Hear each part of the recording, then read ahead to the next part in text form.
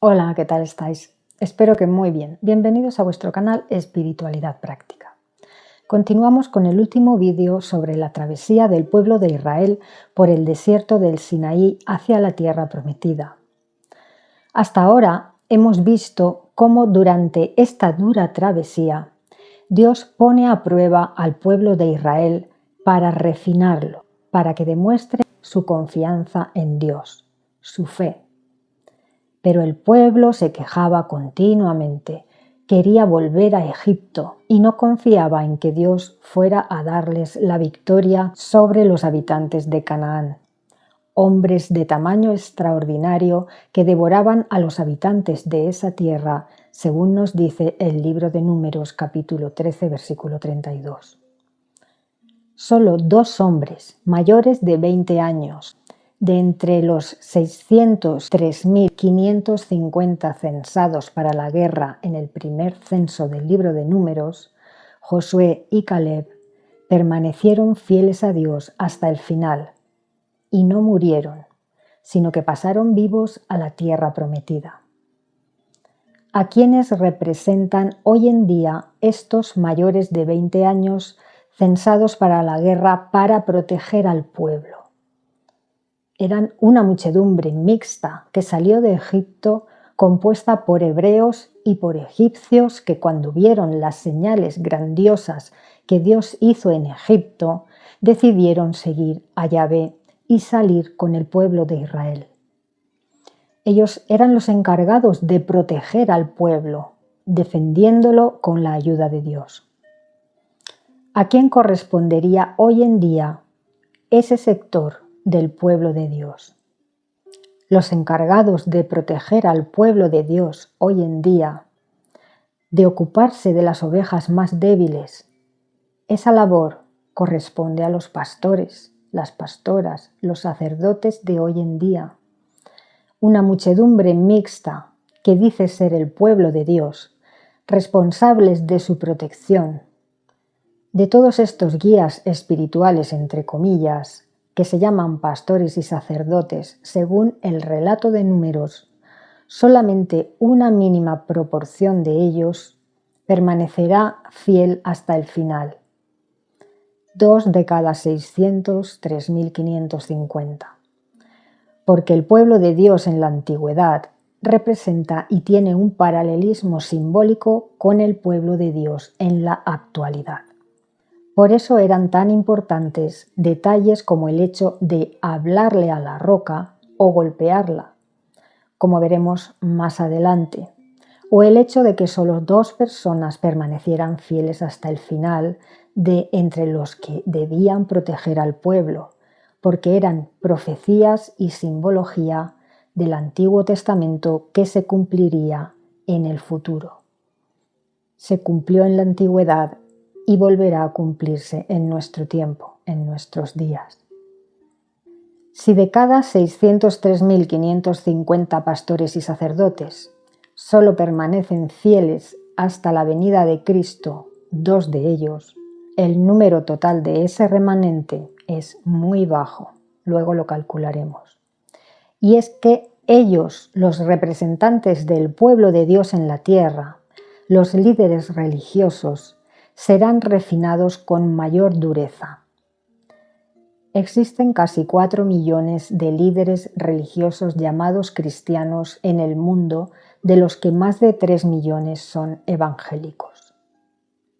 Si calculamos mediante una regla de 3 cuánta gente, personas que son verdaderamente líderes elegidos por Dios, que permanecen vivos hasta la segunda venida de Cristo para guiar al pueblo de Dios, nos da un número de 12 guías espirituales de entre los sabios del pueblo de Dios, que permanecerán fieles hasta el final, hasta la segunda venida de Cristo.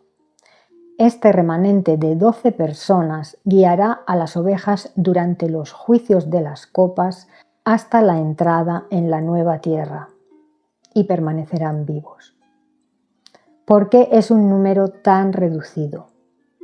Porque la abominación desoladora, la imagen del anticristo, esa inteligencia artificial hecha para ser Dios, que se sentará en el templo de Dios haciéndose pasar por Dios, exigiendo adoración a su persona y a su imagen, Él se cebará especialmente con los líderes cristianos.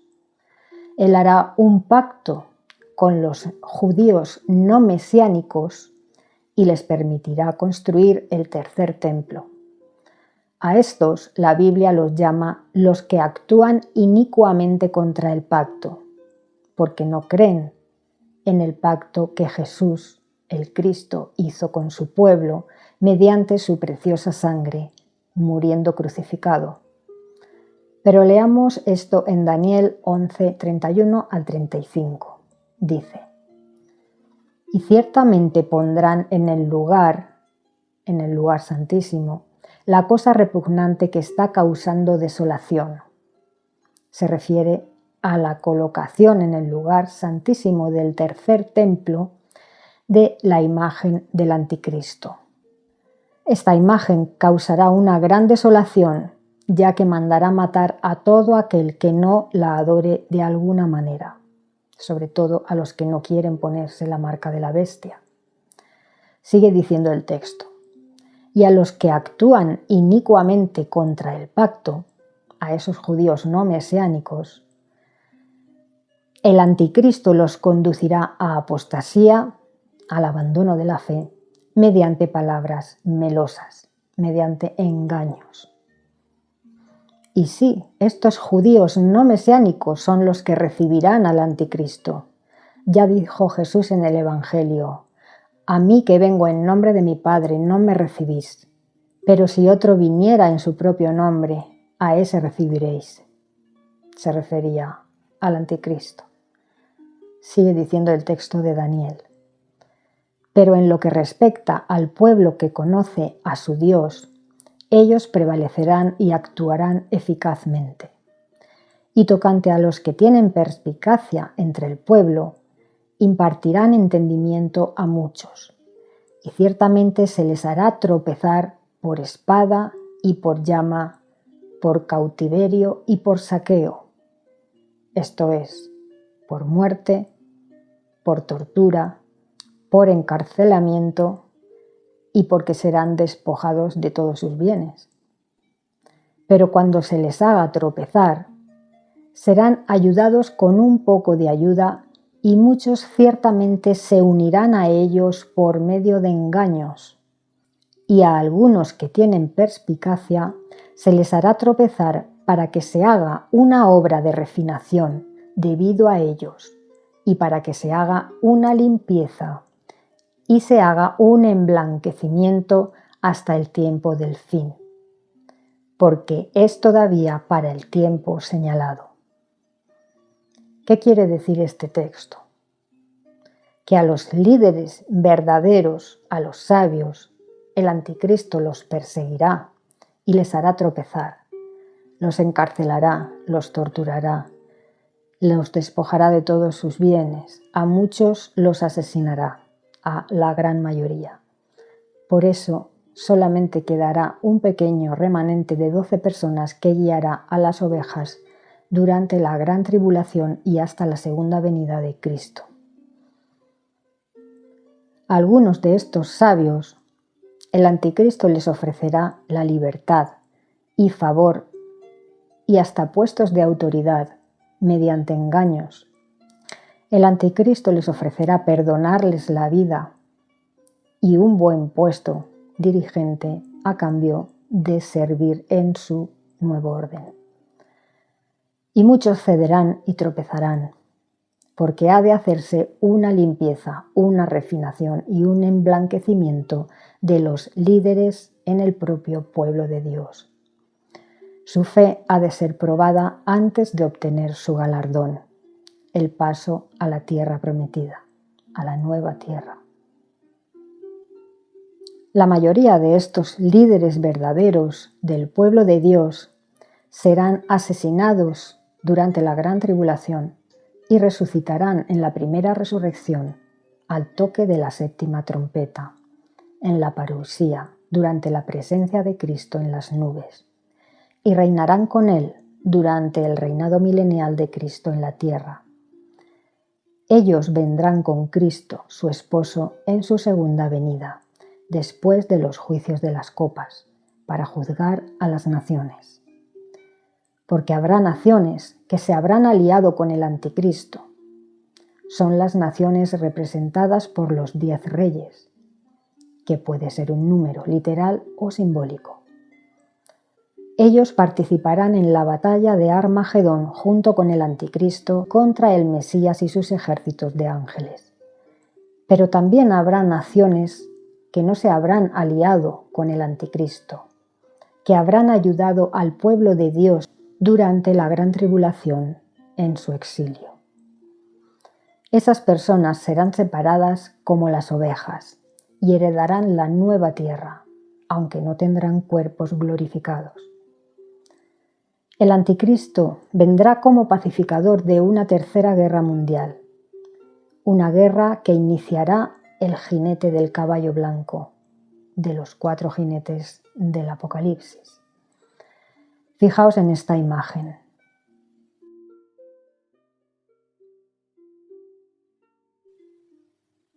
¿Será Putin el jinete del caballo blanco que dará inicio a la Tercera Guerra Mundial? Los acontecimientos en la actualidad, en 2025, apuntan a esta posibilidad. De ser así, el reloj profético del fin de los tiempos se acerca a la hora señalada. Debemos estar alerta, preparados, de la misma manera que los hebreos comieron el cordero de Pascua, ceñidos, preparados, y lo comieron apresuradamente ante la inminente salida hacia la tierra prometida. Esa debe ser nuestra actitud, siempre alerta y preparados para la presencia de nuestro Señor, para que cuando Él nos llame con su voz imperativa diciendo «suban acá», nosotros digamos «sí, Señor, te estábamos esperando con los brazos abiertos».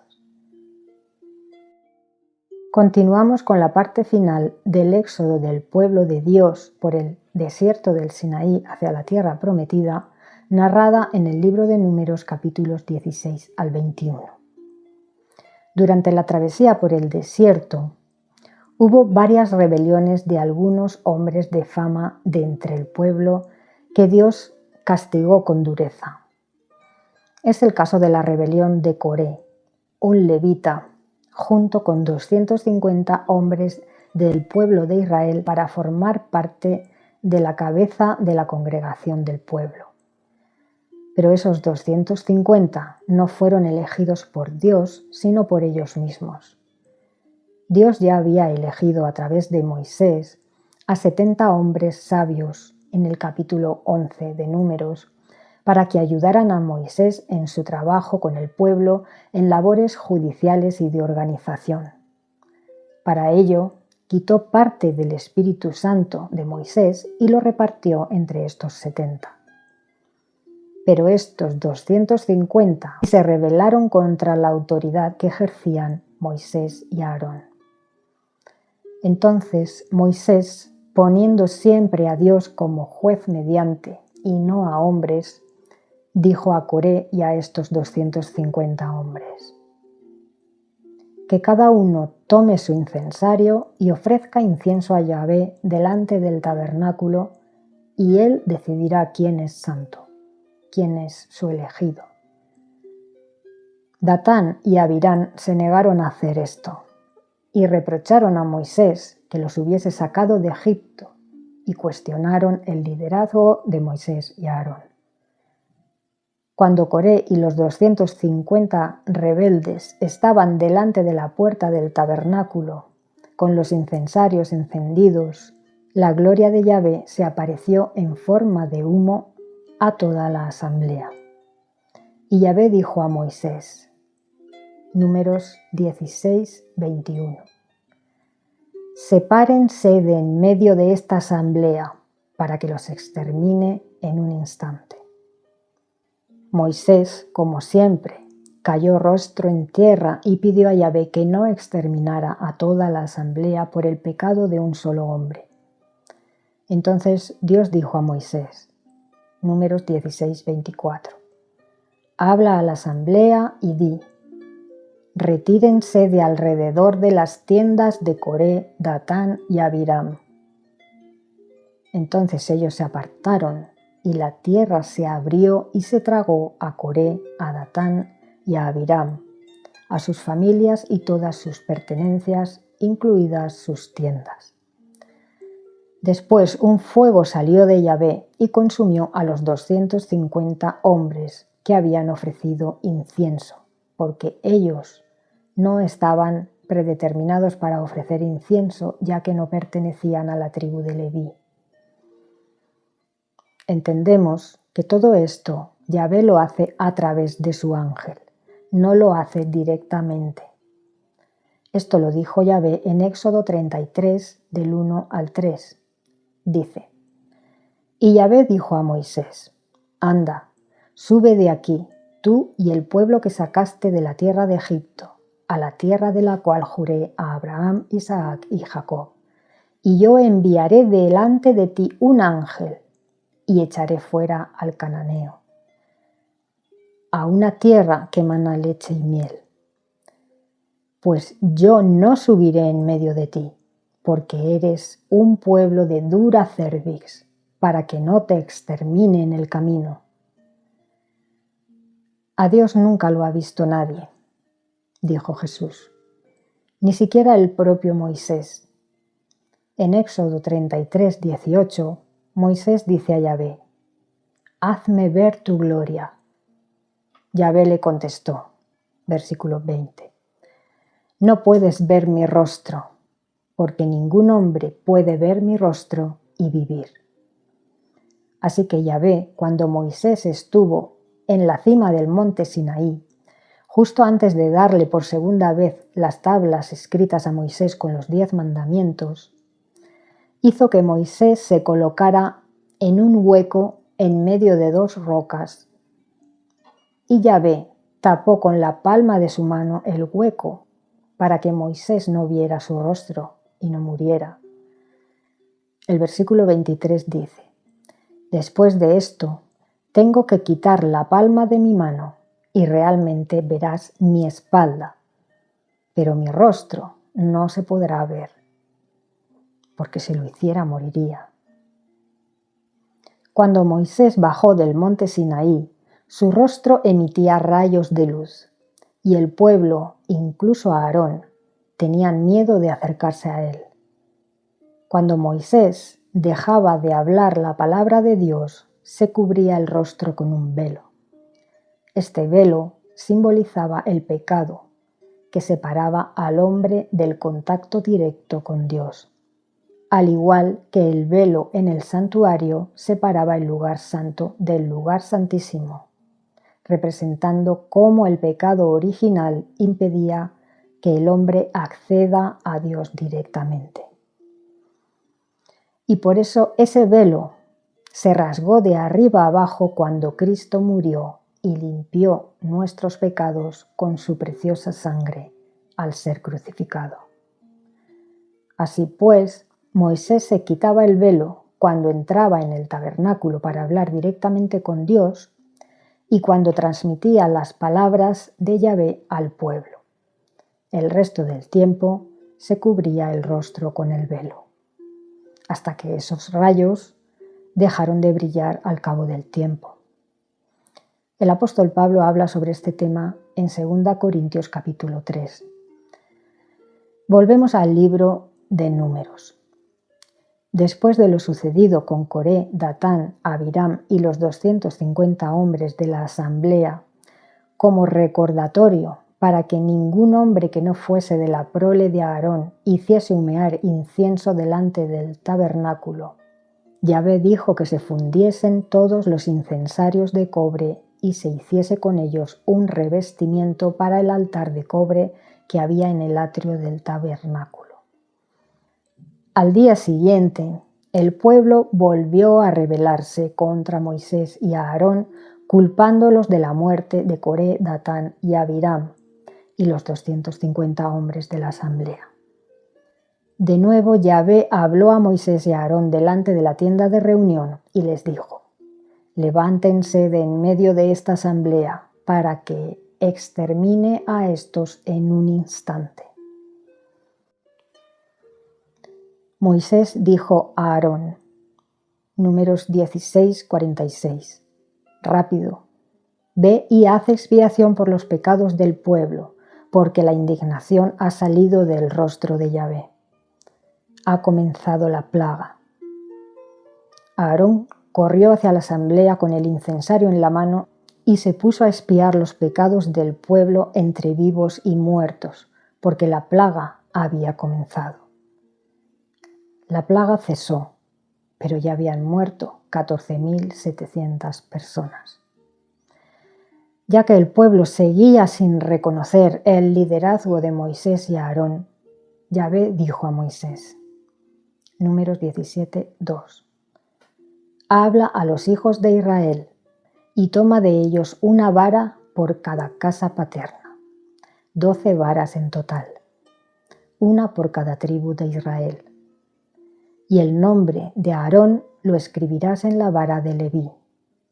Y tienes que colocarlas delante del testimonio donde me presento a ustedes. Se refiere al arca de la alianza donde estaban las tablas del testimonio, los 10 mandamientos. Versículo 5. Y lo que tiene que suceder es que el hombre a quien yo escoja, su vara echará botones, y ciertamente haré cesar de en contra de mí las murmuraciones de los hijos de Israel que ellos están murmurando en contra de ustedes. Así lo hicieron. Versículo 8.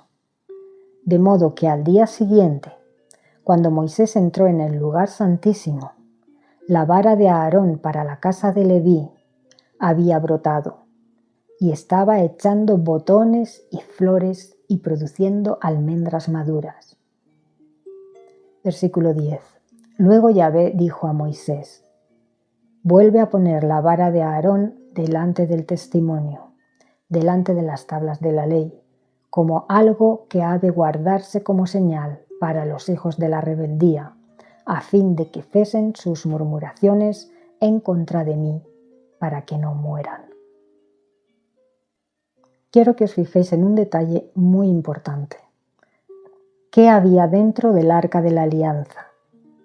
Las tablas de la ley, representando la justicia de Dios, el maná, representando la provisión de Dios, y la vara de Aarón, representando la autoridad de Dios para elegir jueces y sacerdotes de entre el pueblo. Estos 3 objetos también simbolizan a Cristo como Rey y sacerdote, justo y provisor, como el pan de vida que da vida eterna. Pero fijaos en una cosa. El pueblo de Israel se rebeló y pecó gravemente contra cada uno de estos objetos simbólicos.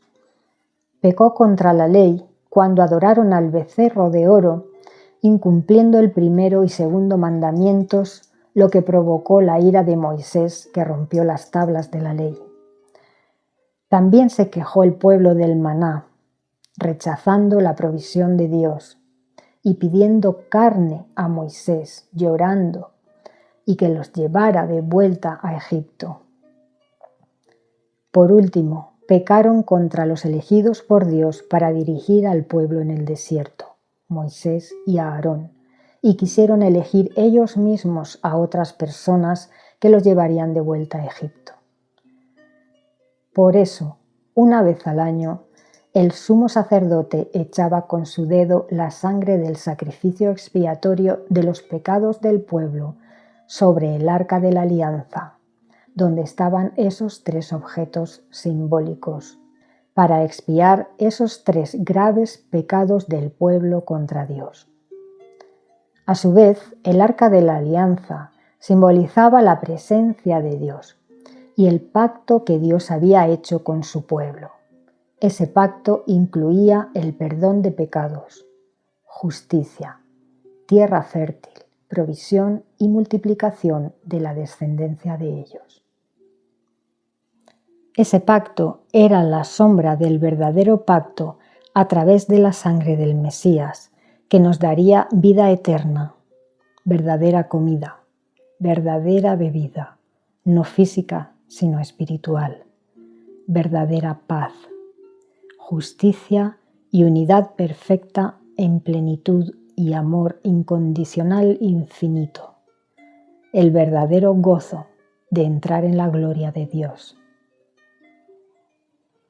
En el capítulo 20 de Números podemos leer cómo los hijos de Israel, llegando al desierto de Zin, en Cadés, donde murió y fue enterrada Miriam, viendo ellos que allí no había agua, de nuevo, en lugar de pedir a Dios de forma respetuosa a través de Moisés, se pusieron a reñir con Moisés y Aarón y a quejarse y a añorar las condiciones que tenían en Egipto.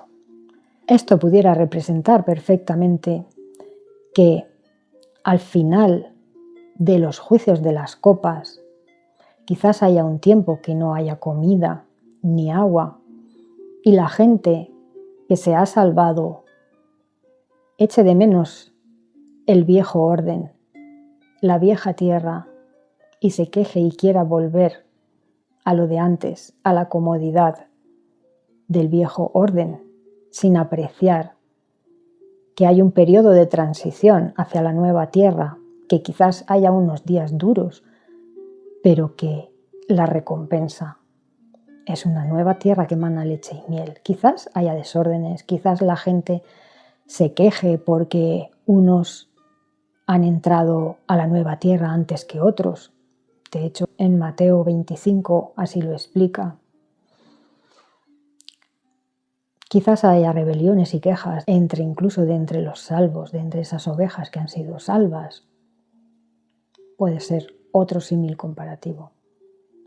Entonces Yahvé dijo a Moisés: toma la vara y congrega a la congregación, tú y Aarón tu hermano, y ustedes tienen que hablar a la roca delante de los ojos de ellos para que realmente dé su agua, y tienes que sacarles agua de la roca y dar de beber a la congregación del pueblo y a sus bestias de carga. Números 20, 9 al 12. Dice: de modo que Moisés tomó la vara de delante de Yahvé, tal como le había mandado. Después Moisés y Aarón convocaron a la congregación delante de la roca, y él, Moisés, procedió a decirles: oigan ahora, rebeldes, ¿es de esta roca de donde hemos de sacarles agua? Con esto Moisés alzó la mano y golpeó la roca 2 veces. Y empezó a salir mucha agua y la congregación y sus bestias de carga se pusieron a beber.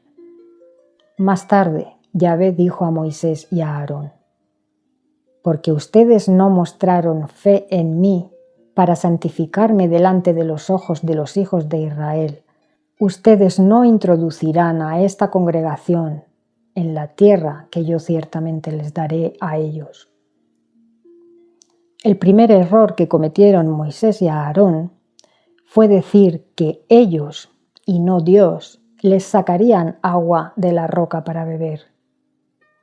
El segundo error fue no seguir las instrucciones dadas por Yahvé para que el agua brotara de la roca. Yahvé dijo: háblale a la roca.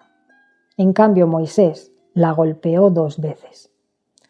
Esto es grave, porque podía cambiar el significado del simbolismo y la profecía que mostraba que Jesús, la roca que emana agua de vida y Espíritu Santo, fue golpeada con la muerte una sola vez para siempre, no 2 veces. La primera vez que Moisés sacó agua de la roca fue en Refidim, y Yahvé le dijo: golpea la roca y de ella saldrá agua, y el pueblo tiene que beberla. Esto simboliza que Cristo fue golpeado una sola vez, muriendo en la cruz. Por eso ahora Moisés no debía volver a golpear la roca, sino hablarle. Como consecuencia de la desobediencia y la falta de fe de Moisés y Aarón, ellos no entrarían en la tierra prometida. Dios, en esos momentos, no estaba con ellos. Por eso, cuando quisieron negociar el paso por la tierra de Edom desde Cadés, el rey de Edom no les dejó pasar y tuvieron que volver sobre sus pasos y dar una enorme vuelta rodeando la tierra de Edom en el recorrido hacia la tierra prometida. Aarón murió allí, en el monte Hor, y su hijo Eleazar se vistió con las ropas de su padre, el sumo sacerdote, reemplazándolo. Leamos Números 21, 4 al 8. Dice: Mientras continuaron viajando desde el monte Hor por el camino del Mar Rojo para dar la vuelta a la tierra de Edom, el alma del pueblo empezó a rendirse de cansancio a causa del camino, y el pueblo siguió hablando contra Dios y contra Moisés. ¿Por qué nos han hecho subir de Egipto para morir en el desierto? Pues no hay pan y no hay agua, y nuestra alma ha llegado a aborrecer el pan despreciable. Se refieren al maná como pan despreciable. De modo que Yahvé envió serpientes venenosas. La traducción literal es serpientes ardientes entre el pueblo, y éstas siguieron mordiendo a la gente, de modo que murió mucha gente de Israel. Aquí no dice el número, solamente dice que murió mucha gente. Por fin el pueblo vino a Moisés y dijo: Hemos pecado, porque hemos hablado contra Yahvé y contra ti. Intercede con Yahvé para que quite las serpientes de entre nosotros. Y Moisés se puso a interceder por el pueblo. Entonces Yahvé dijo a Moisés: Hazte una serpiente ardiente y colócala sobre un poste. Y tiene que suceder que cuando cualquiera haya sido mordido, entonces tiene que mirarla y así tendrá que mantenerse vivo. Moisés enseguida hizo una serpiente de cobre y la colocó sobre un poste. Y en efecto sucedió que si una serpiente había mordido a un hombre y él fijaba la vista en la serpiente de cobre, entonces se mantenía vivo. Hoy en día, la serpiente enrollada en el poste sigue siendo símbolo de sanación. Jesús mostró cuál era el significado simbólico de la serpiente enrollada en el báculo en Juan 3, 14 y 15. Dice: Y como Moisés levantó la serpiente en el desierto, así es necesario que el Hijo del Hombre sea levantado, para que todo el que en él cree no se pierda y tenga vida eterna.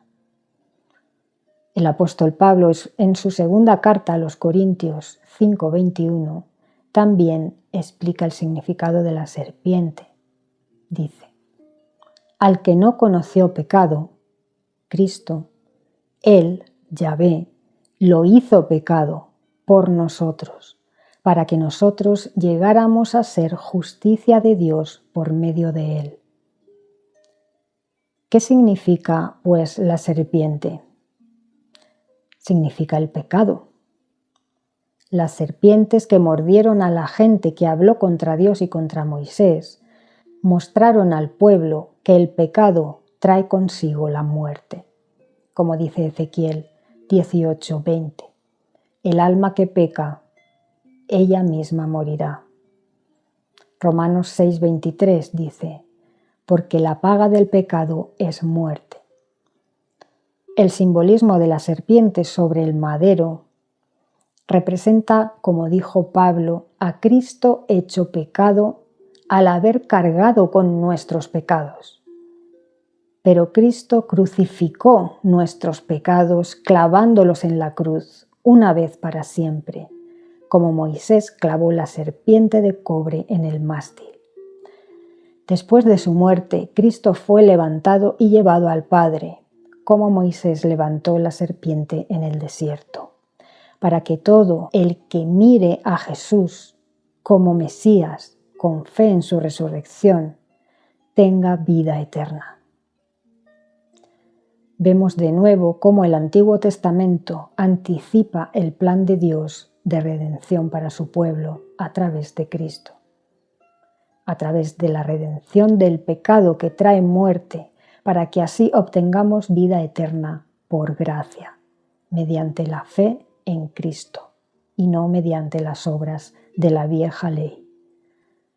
Más adelante, el pueblo llegó a idolatrar a la serpiente de cobre y el rey Ezequías tuvo que destruirla. Moisés murió a los 120 años en el monte Nebo y no entró a la tierra prometida. Josué se encargó de dirigir al pueblo en la conquista de la tierra de Canaán. Moisés puso su mano en la cabeza de Josué para transmitir el Espíritu Santo y Josué ocupó el lugar de Moisés. Así pues, vemos que Moisés y Aarón representan a los elegidos por Dios que morirán antes de la segunda venida de Cristo, los que resucitarán en la primera resurrección. Ellos vendrán con Cristo en su segunda venida. Y Caleb y Josué representan al pequeño remanente que también reinará con Cristo, pero que guiará al pueblo de Dios durante la gran tribulación hasta la segunda venida de Cristo, y pasarán vivos a la nueva tierra, tanto esos 12 como las ovejas, porque las ovejas necesitan una guía en la tierra hasta que se conforme definitivamente el reino de los cielos en la tierra y la nueva Jerusalén descienda. Hasta aquí el estudio de hoy. Espero que os haya sido de utilidad la información. Nos vemos en un próximo vídeo. Gracias por escuchar la palabra inspirada. Un abrazo.